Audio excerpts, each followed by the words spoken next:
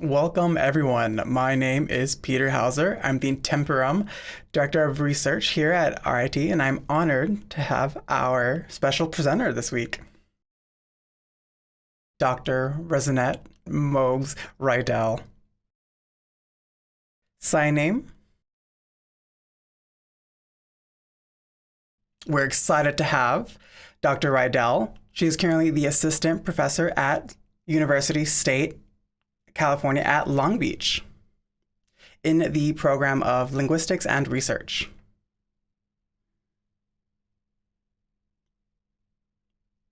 Dr. Rydell's research does focus on faculty of color, their experience on how to preserve faculties of color through the lens of critical race theory.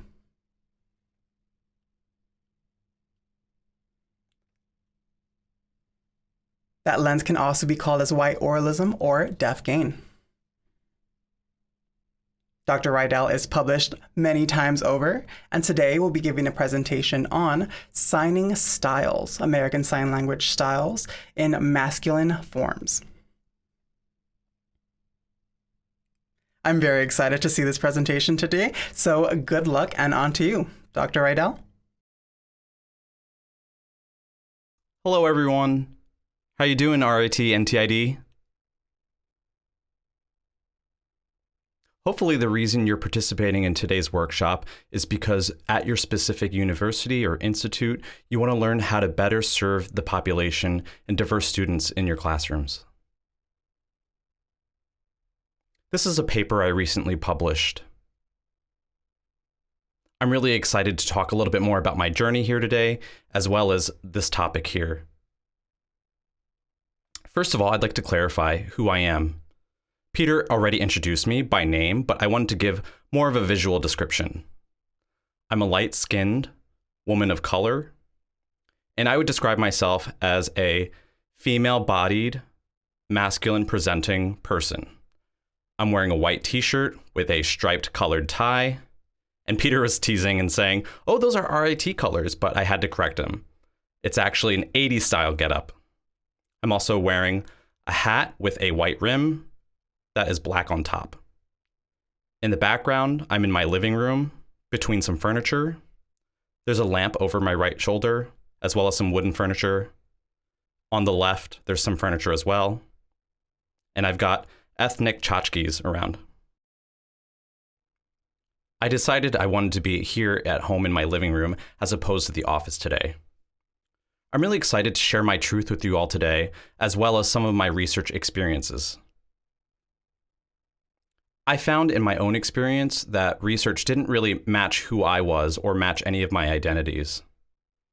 As I look back and thank the teachers, mentors, and professors who came before me, I remember them saying, "If you want to make a change, why not you?"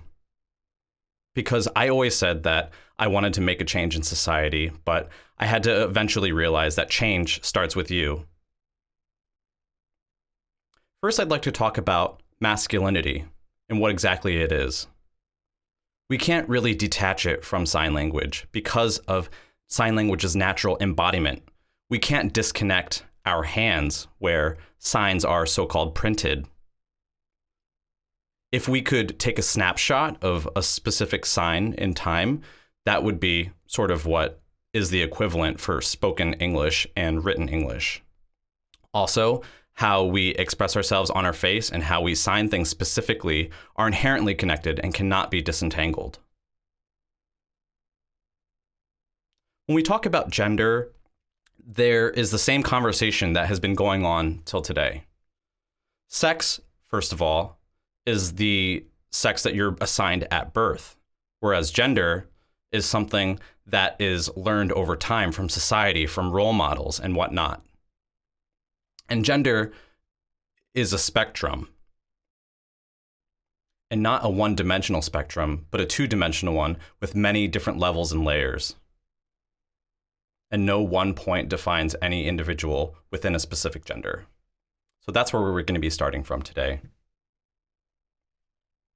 From my literature review, I found several different articles and research.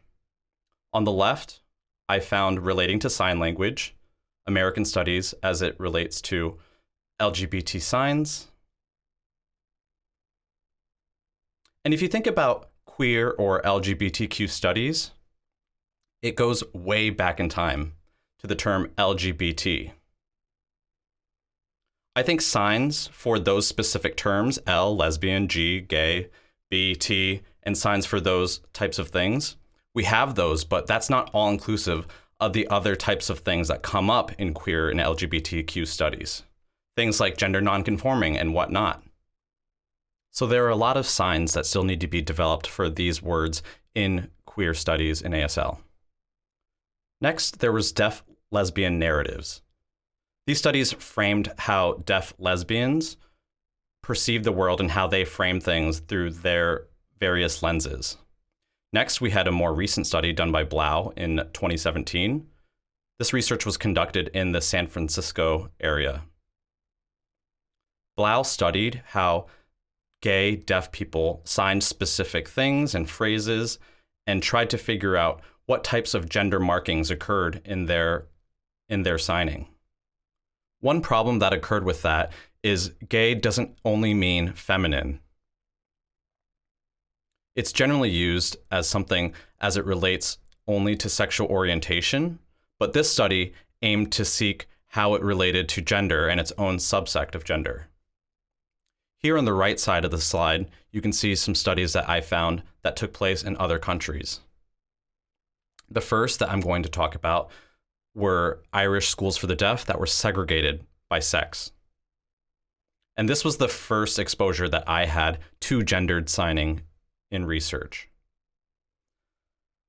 At the time, I was a research assistant for Barbara Lemaster, and I came across this study while doing some lit reviews myself. A long time ago in Ireland, schools for the deaf were separated by sex, girls in one school and boys in another.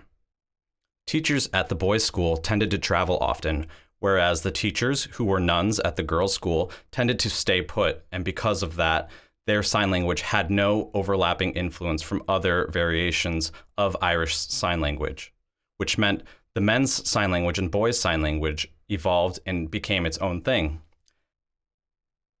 Eventually, when students graduated and came together in the larger community, the women's sign language disappeared, and that's just because of how society is.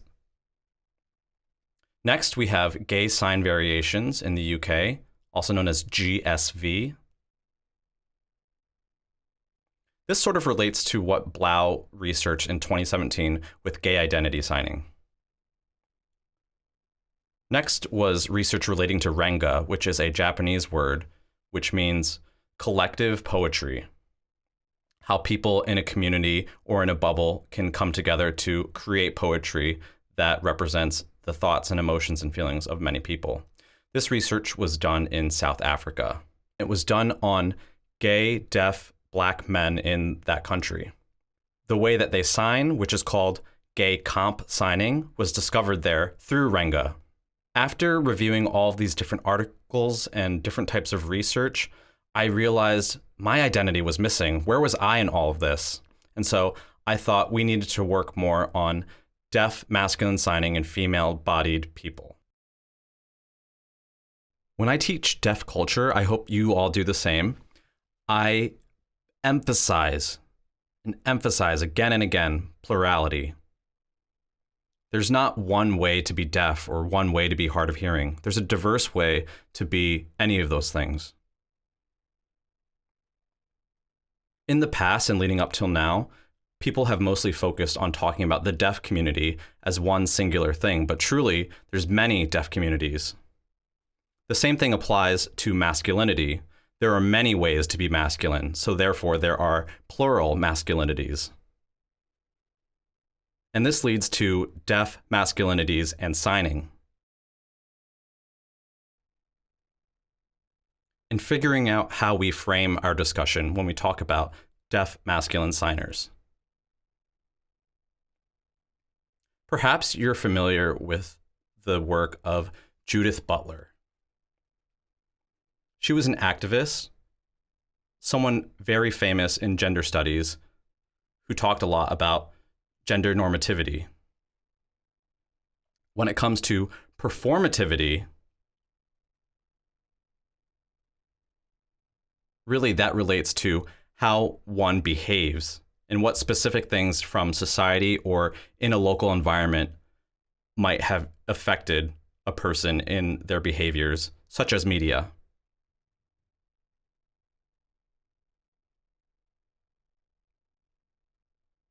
From teaching ASL myself, from levels 1 through 4, I noticed that some of my students picked up my own signing styles.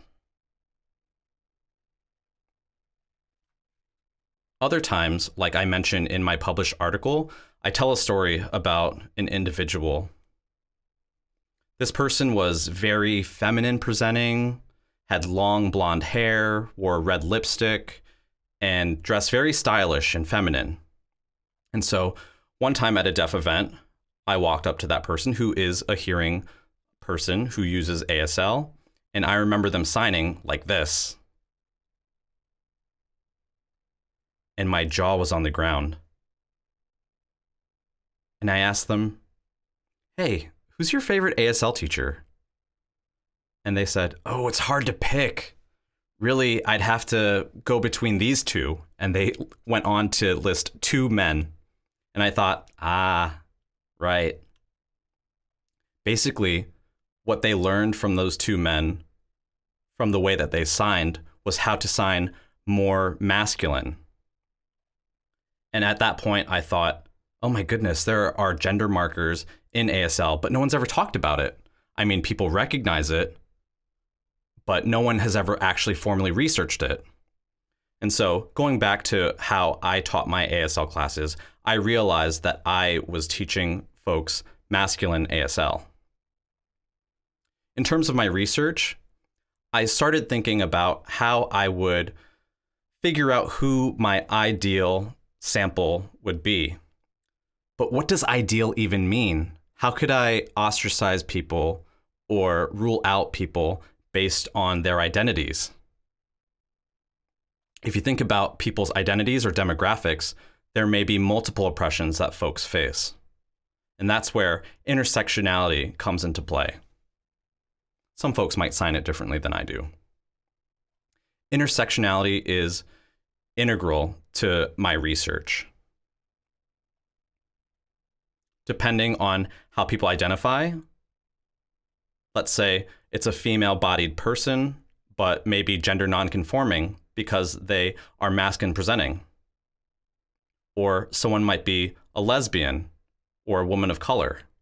That would affect how they're perceived by society in general and how they're perceived by other individuals.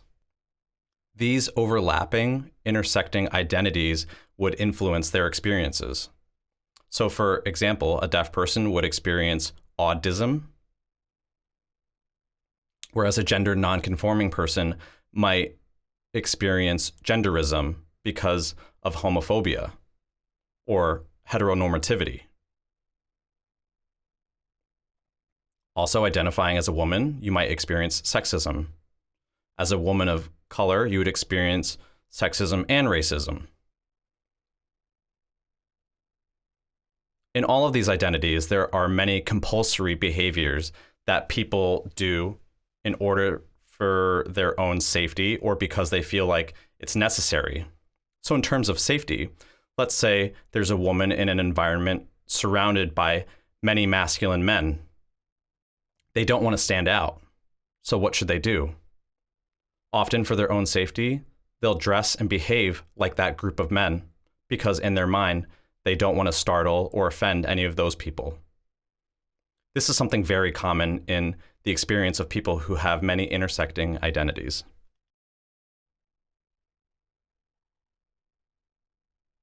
So when I was collecting data, I noticed a few things.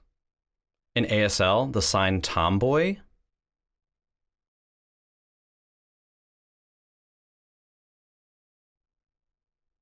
I'd like to emphasize that the sign tomboy has a different meaning than the English word tomboy. In English, the most accepted definition is a young girl who grows up not understanding gender norms or societal norms, and may act masculine without knowing. But in ASL, tomboy means a deaf girl or woman who grew up and tends to be masculine leaning or presents very masculine. So that's a big difference between the ASL sign for tomboy and the English word tomboy. Other people who work in gender studies will often tell me that's not what tomboy means. And I have to say, it's different in ASL than it is in English. Now, back to my research. When I was collecting my data, I found that my participants ranged from about 20 to 50. All participants were from Southern California and were from a variety of lower economic classes. But all of them identified as tomboys in ASL using that definition. Some other identities that they mentioned were butch, stud, who tend to be black lesbian women or hang out in black groups, girl jock, unidentifiable, gender fuck, and last but not least, boral, which basically means a person who does not identify as either a boy or a girl. They don't really care.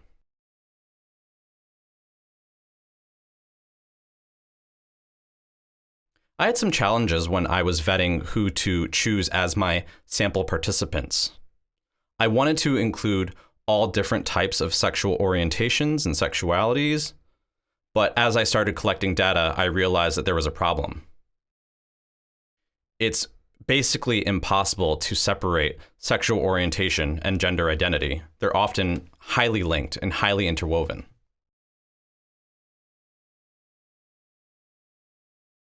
The other challenge I faced goes with any type of sign language research. It's impossible to unlink the face and hands from a person's body when using sign language. We have to keep those types of things linked, which means we have to keep faces and hands in the videos because of embodiment. Lots of people felt iffy or uneasy about having their faces in the videos, but once I explained to them that we couldn't disentangle them, they were understanding.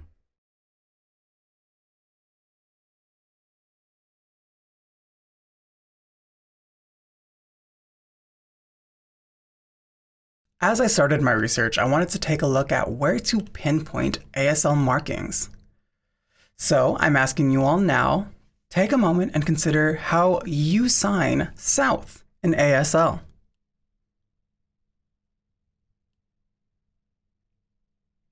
As you think to yourself or practice in time, are your knuckles facing upwards, downwards, out to the left?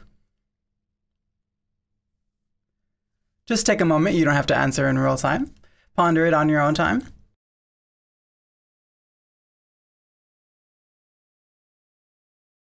I did notice through this research that people who identify as masculine signers or those who have emulated masculine signing, those may be perceived as feminine, might sign in a masculine way depending on where they learned. You can see here, the way I sign south, the knuckles are facing to the left, is perceived as a more masculine way. And because of that sign production, it is perceived masculine. Notice the way it's in space in front of our torso, with our forearm and elbow extended outwards. You can also sign it with your knuckles facing upwards. There's nothing wrong about that. There's nothing that breaks ASL structure, but it is marked as a masculine sign. So unconsciously, whether you identify as masculine or feminine, this signing style might be emulated in yourself depending on where you learned. I often tell feminine perceived people that they sign masculine and they're taken back, saying that's not what I meant to do or that's not who I am. But that's not the case. It doesn't matter how you identify. You can still be perceived in one way but sign another, and that's perfectly okay. In their response, we do see that there is a stigma. If you're femme presenting but sign masculine, there's nothing wrong with that. And we do need to dismantle that stigma around a masculine signing style. Here are the research questions that were the foundation of my study, starting off with what constructs them to sign in a masculine way? Do masculine signing women match their signing style depending on who they're around, or do they toss it aside and sign naturally? Do the masculine women change their tone, intonation with a variation of audience?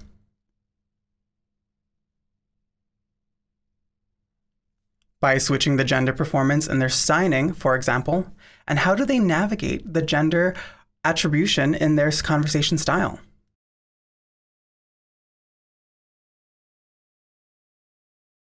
I used to sign feminine because of some people who didn't notice. They didn't notice who I was, a butch, signing more masculine. I used to sign more reserved, but this is who I am. It allows me to be who I am, transform more into a loudly and opening signing style. I dress how I want, so fuck them, it's who I am.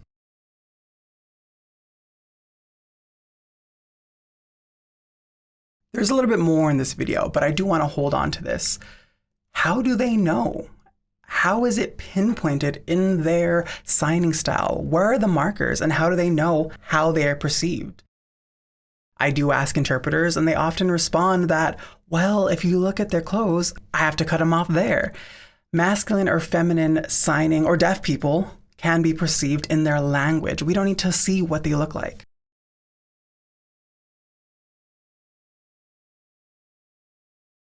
Secondly, on how they behave, act.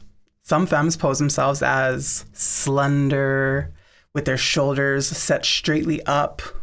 I can easily identify them as femmes. I can identify tomboys in uniforms as well. In the way how they move their shoulders, their slouch, they tend to do that. Like how the masculine men behave, I can quickly identify them as tomboys. When I posed this question to the participants, they envisioned what masculine signing looks like. And again, masculine signing can be the embodiment of this signing style. Shoulders rolled forward, the body more slouched, head angled downward. That's part of this performance in the signing style. We'll notice that a masculine signing style will have more of a neutral body, a head pushed more inwards, where feminine style, the breast is more pronounced and pushed upwards. So in a masculine signing style, again, the torso is kind of pushed back. The neck is not as elongated.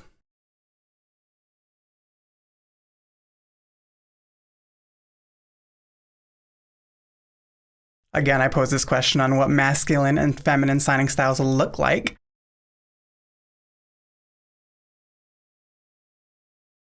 They responded by feminine signing is often small, dainty, close to the body. Pinkies typically in the air while they're signing. They often as well share the example of a feminine smoker and how they would smoke with their pinky in the air. They're more quiet. But again, there's more to that.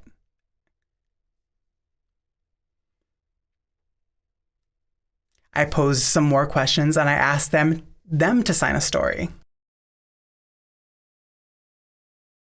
I started out with asking, on the left-hand side, you can see here, this was an example of them sharing a story with me as they are, who they are in their own natural signing style. I asked them what was their most feminine experience that they've ever had in their lifetime.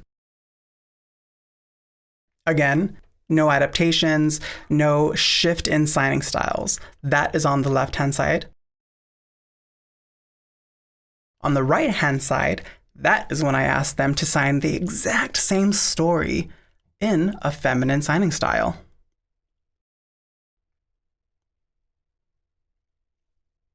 Many of the participants were shocked when I asked them to change their signing style. Again, I asked them to repeat the story in the same way, just to embody a feminine signing.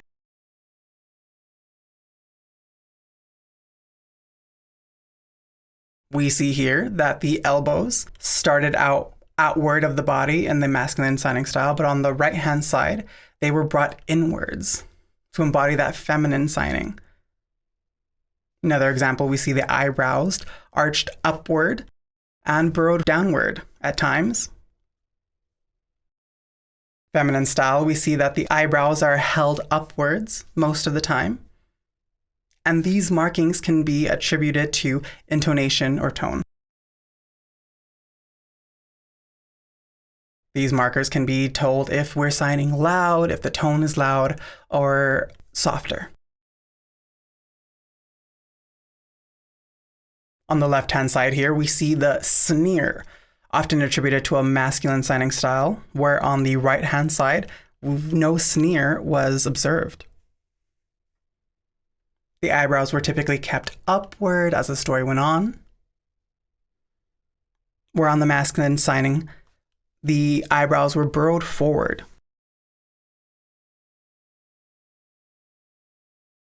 Again, we can see the difference on the elbows. Masculine signing style, the elbows are more outwards, where in the feminine signing style, the elbows were tucked in closer towards the torso.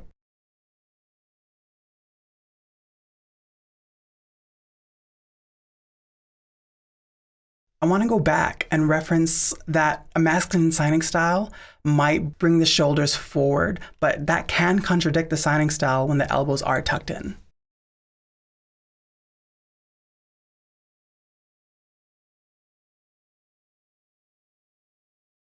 Here are two screenshots of a similar point in the storyline. I couldn't get it exactly to line up, but there are similar points in the story. Again, we can see on the masculine side, the eyebrows are burrowed down. The feminine side, the eyebrows are up. We can see the difference in necks and how they are posed. Masculine signing style is more tucked in, where the feminine signing style, the neck is elongated in a more slimming style.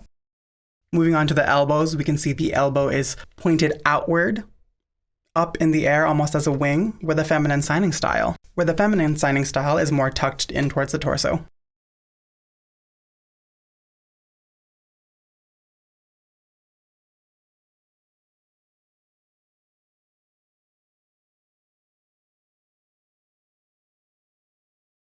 I did ask the participants to share what they envision as a feminine and masculine signing style. And as a response, masculine signing people would often avoid feminine signing markers, such as the head tilt, raised high eyebrows, wide-eyed, and signing with the chest pushed upward and forwardly.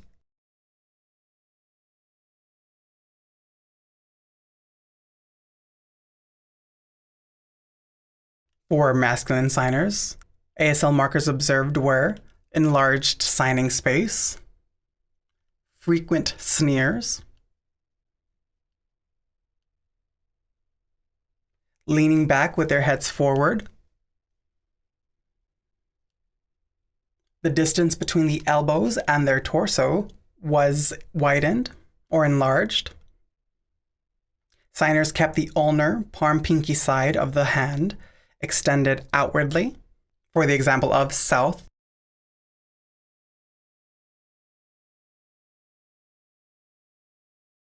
And when this signing style, this ASL marker was observed, this seemed to be attributed to some sort of fighting stance. We also observed the neck.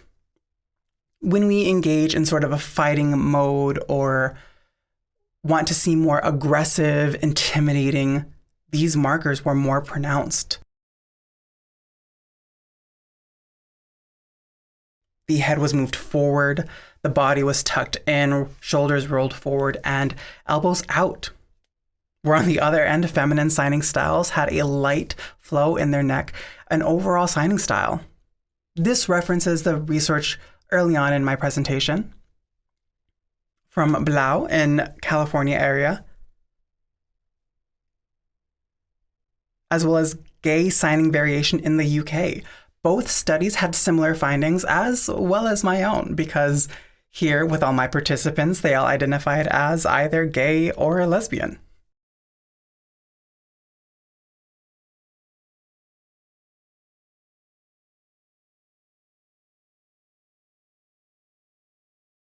To add, I identified with this research. A masculine presenting woman, a signer, a deaf participant, so it was easy to relate to my research. I had a privilege in this background. I already had a schema to work with and identified with my participants. Of course, this also came with some fumbles.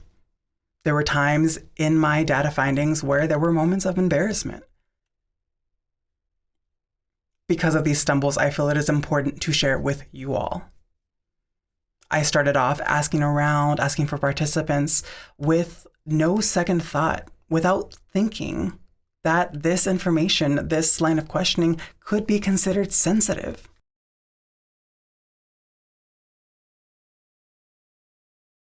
I do remember when I asked my participants to sign a story in their natural way, and then a second time in a feminine signing style. Many were shocked. Of course, they could have just played with the words, they could have taken it on, but really, they often responded by, sorry, no long nails, to mean that they do not identify or sign that way, or care to. I do have some people that responded and on record that they did not want to sign in a feminine fashion. For example,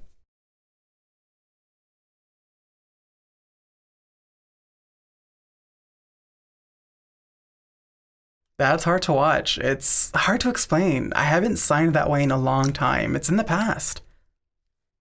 I've changed. I can't go back. I just can't.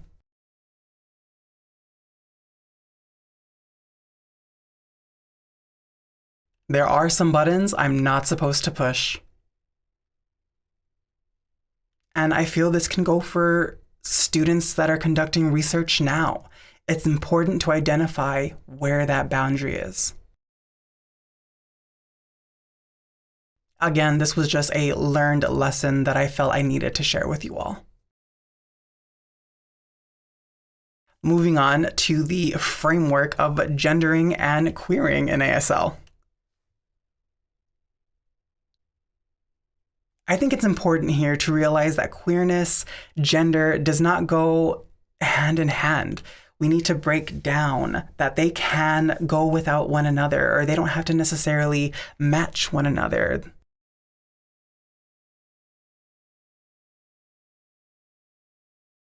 Gender marking in ASL needs more research. We do teach ASL and we have these expectations of ASL and what it's supposed to look like. But when we attribute these markers to new students or new learners of the language, we lose out in a lot of minute information.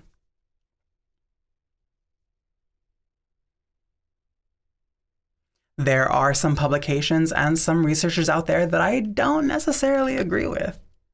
We teach ASL, we teach and share this language, but I feel that it should come with some sort of disclaimer. As a professor, I might share with my students that, hey, you might pick up on these ASL markings. You might embody them. And it's just a different kind of ASL variation. It's just a different sort of expression and a different style, and that's okay. Develop your own in time you will.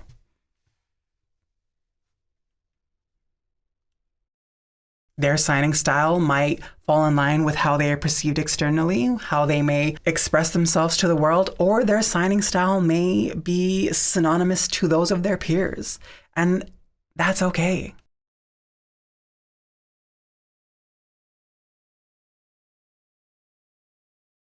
There are butch signers who may be perceived as women and they refuse to sign in a feminine style. They refuse to conform. They refuse to conform to gender stereotypes or standard. And that may often be perceived as being a two-faced character. So I often promote gender diversity in language on whatever they want and how they want to express themselves. Thank you. That was a wonderful presentation. Thank you, Peter Hauser. Yeah. Yes, and so in looking at this picture, I noticed a couple interesting things. So on the left with the masculine signer, their legs are spread. Yes. And then for the feminine, their legs were closed. And so I know you typically were researching the signs in those productions, but did you include the legs with the signs as well, other body language markers? Right, you caught it. Absolutely. This was included. The first one I showed, the signer was standing and another signer was sitting. So that was a researching faux pas on my end. There was not consistency in the videos that I took. But yeah, that included some space. It also came out as gender markings below the torso that were included. We could also have looked at how masculine signers ate and how they ate with one hand on the table because of social exposure from their family, whether they had brothers, cousins try to take their food while they were eating. That presented as one forearm on the table. But yeah, good catch. Peter saying, someone is typing in the chat. They said something about, what about those who identify as straight men signing feminine or metrosexual? What about those folks? All right, that would be great for those to do more research who identify as gay. So we have identified some, and I can talk more to it. I wish they just identified it as feminine signing. This can happen whether you identify as gay or straight. There is no connection between the gender marking to one's sexual orientation.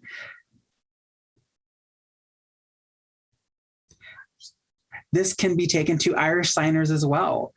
In Irish signers, there's a lot of wrist swings in Irish Sign Language. Like, an idea. This is one example, the sign for protest, how the wrist and arm swings. That motion presents a lot in feminine signing styles. Wonderful. Okay, looks like there's another question here. So like body language, was that something that was examined?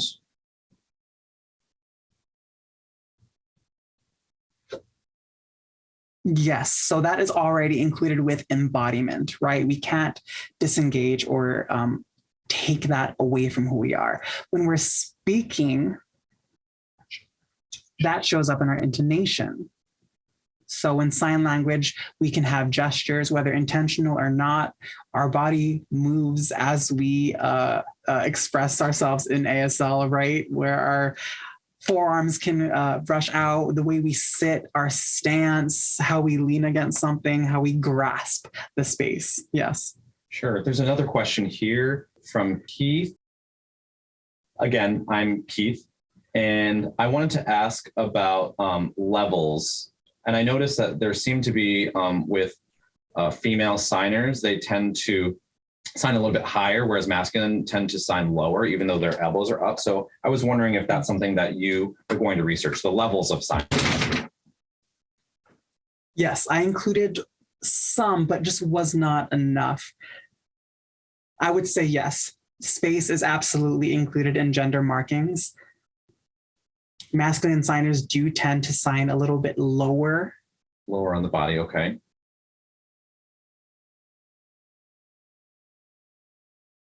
Feminine women still sign a little bit closer towards the torso, or feminine people, feminine markers typically sign closer towards the torso.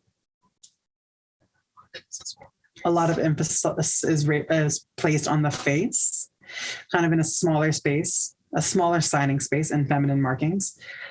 But we do see a hierarchy within signs, that can differentiate between feminine and masculine markings. Wonderful, thank you. Hi, so as I watched your presentation, I really enjoyed it and I appreciated a lot of the things that you said. It makes me think about my own signing style and look a little bit more inward. And, I do identify as a man, but I've been told I sign a little bit softer, which is okay. So perhaps I'm feminine, that's all right. But, I also identify as a queer individual. So possibly, maybe when I was growing up, because most of the folks that I learned sign language from were women, maybe that's where I picked it up. but also I am a taller individual. And I would say that how I sign with other people, if I sign a little bit bigger, they might look at me as a threat because of how I present. Right. So I'm not sure if it's conscious or unconscious on my part, but often I sign a little bit slower, a little bit softer, because I don't want people to feel threatened by me as a taller Black man. That's a whole other layer that influences my signing. But, on the other hand, race is something that is inevitable in terms of signing style. And so that is something that I think should be talked about, the perspective of race and Black folks in gendered signing. Oh, yeah. One person does identify as Black and a stud. Unfortunately, we didn't have their permission to show their examples, but we did have another participant who identified as Chicano and another participant who identified as white. Okay. The Chicano participant, and here's the sign, Chicano.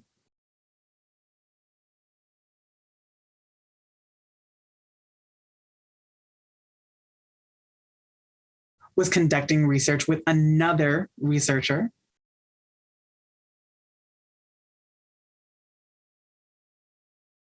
Between those two, we were able to see more examples of differentiations between masculine and feminine signing markers. There is no definite answer. I mean, we can see that because you have that structure of yourself, people might be perceiving you differently just because of how they are in the same space. So we would understand why signing styles have adapted to the perceptions and environments that we're in, whether that's cognizant or not. Some people don't care. Some people will just sign as is, but being at home would be one example, right? You're in your home, you're comfortable, that's your space. You might sign a little bit larger. But because we're not allowed to go into someone's private space, we were unable to get that data. But I would love to continue this research and include multiple more layers of desk masculine signers. Absolutely. Yeah, I'd be interested to see that research too. Hi, so I've got a question, actually two of them. So talking about masculine signers being a little bit more elbows out and bigger space, but, I identify as a stud myself. And so I think about, trying to figure out that line of where I'm signing as a stud, or am I signing this way because I'm Black? And then also working at a university, I try to be professional in my sign language, but then I don't want people to view me as bold. Even if I make a simple comment, people might perceive me as loud or being bold. And so I try to tone down my signing in a professional space, but, I also identify as a stud. So, what's the intersection of that? Oh, fantastic. I would love to have you in my research. There's no way to talk about this without bringing up intersectionality, right? You self-identified as being a stud, and you also self-identified as being Black. So it's two parts of who you are. How to differentiate between what is Black ASL and masculine signing are two splits from the same hair, right? It's hard to differentiate and to take them apart as we dive into this research. Some might be perceived as loud, which is a stigma or a label in the Black community as louder signers. But let's say you moved here from Africa. Then you might be perceived as more of a softer signer because of the cultural nuance being different or the environment being different. We can also look at Black signers in America versus Black signers in other countries and how those can correlate or not. Where is this learned or perceived or learned from? We do code switch as is, depending on who we're around, our friends, our family, then shift as soon as we land on campus, whether university or special education, higher education environment. Think about a family gathering versus faculty and staff meetings, right? You can identify these nuances, these shifts in your language yourself as you navigate different rooms. Think about deaf faculty of color. We do code switch. We wear multiple hats depending on who is in the room. Joseph Hill just mentioned that he code switches because he identifies and recognizes his stature. So maybe when you're tenured, you might change that.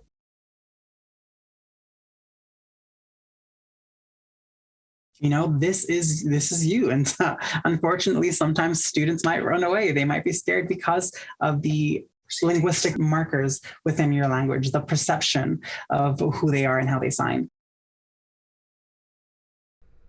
Hi, perhaps this is gendered influence from my family because there predominantly are boys in my family. I was the only girl of my 3 siblings, and we tended to sign first, second, and third place more masculine. There are other ways to sign it, but those other types that people mentioned in my group are more feminine. Also in ASL, stepping on the gas, you might add the sneer in with a full palm as opposed to the single finger. That's more masculine. And I thought that was super interesting how I sign, because I learned from my more masculine family members that I have masculine signing.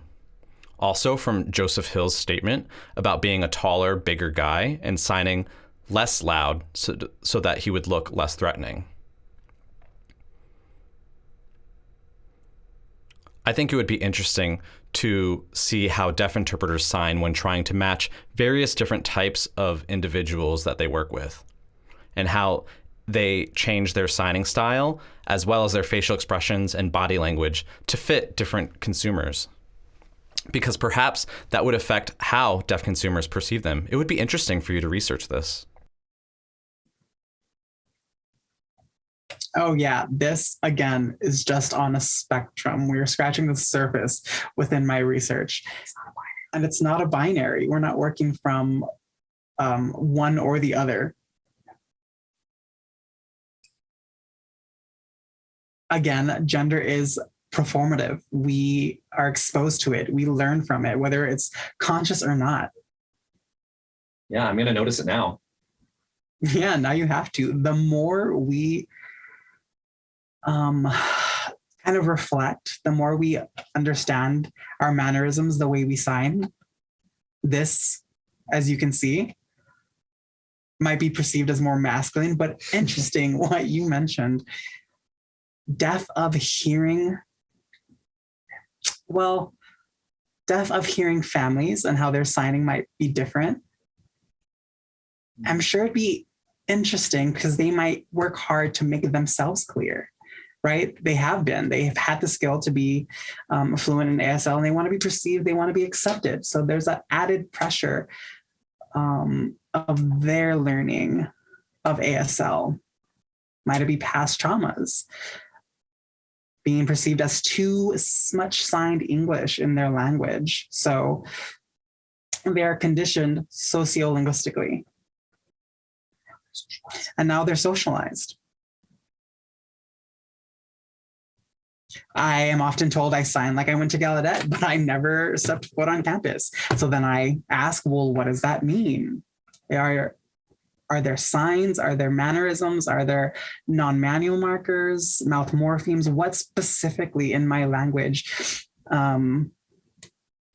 identifies as a Gallaudet language or a masculine language or whatever labels you're putting on my language? And so I have a deaf older brother, and they sign English. So I try hard. And I do think about it. I do self-reflect on the registers that we move from between myself, the other rooms I step in, my families. I can't be signing one way 100% of all of the time, right? I have my friends, my family, my work. Of course. Thank you. That was a wonderful presentation. I learned a lot from you. It made me re-examine some of my own signing styles. I have deaf parents, and it's interesting what sort of types of language I learned from them. And so can people navigate or hop between different signing styles, like between feminine and masculine? And have you seen that? Is it common with these folks? Because perhaps when there's more emotion involved, people might sign a little bit more masculine. And I'm not really sure how to ask my question, but from your observations, what do you think? Yeah. Yeah. Let's use an example. So, like the sneer from the presentation, we saw that and we don't know why. Maybe it's perceived as tough.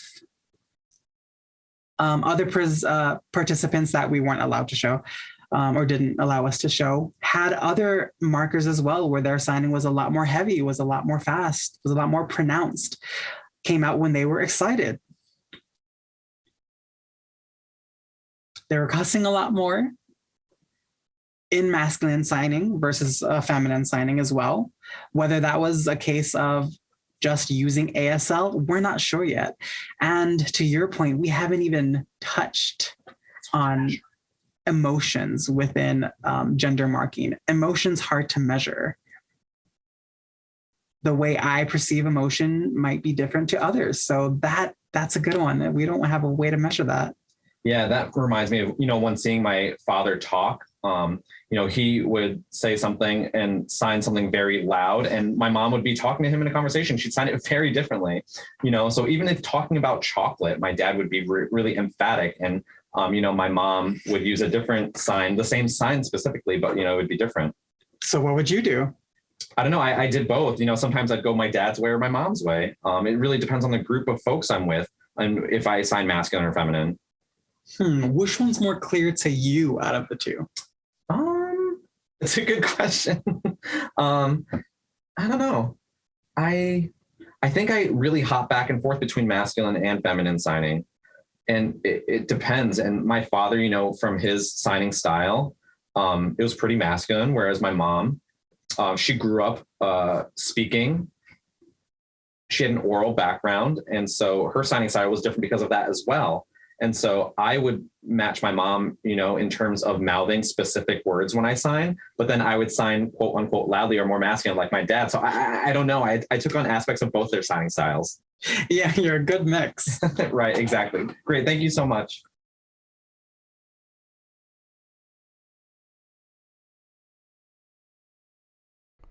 For some people who might have technical limitations or physical limitations, or for example, someone who has CP or cerebral palsy, how would you study that, and how would gendered language present in some of those people? There's a lot of room to research there. Again, we have just scratched the surface. Burke? Do you know who Burke is? Yes? Okay. Mm-hmm.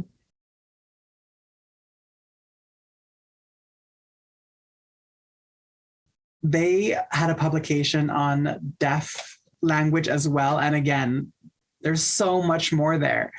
So there's a lot more research to do, and we're just including subsets here. Someone more familiar with that area of, let's say, measurement would be, or with the CP signing style, that would be a next step in gender marking, right? What are their identities? I think that would be a fascinating topic. Yeah. Yeah, I definitely agree with you. So I'm also wondering,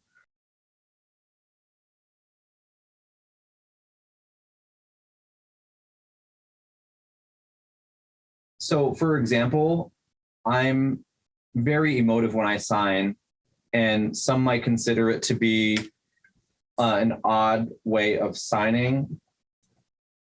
And so what sort of labels might be assigned to my signing style? I do have a team. So to even start research, we would record you. You'd be in a video, and we'd just watch. We would watch the shift in language. Maybe a shift would occur due to a change in topic, right? Maybe you'd start in a masculine style to feminine, depending on subjects. Maybe you'd sign extremely masculine depending on level of interest. Or maybe you would just stay the same. Yeah, I typically navigate through many styles, and that's because of my CP.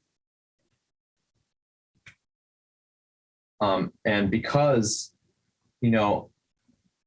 having to move between a large number of groups. And so I have to be able to navigate that way if I want to communicate effectively with people. Yeah, that would be hard to find markings, right? Right. Great. Thank you so much. Thank you again. Bye-bye. Thank you so much for your time and presenting to us. It was fascinating. And coming to PI Primetime, this was fabulous. This is so great that you're here. Thank you. Thank you so much again. Thank you for having me. And also thank you to our interpreters who are here as well. Thanks for interpreting for us. Yes, thank you. Happy Friday, everyone.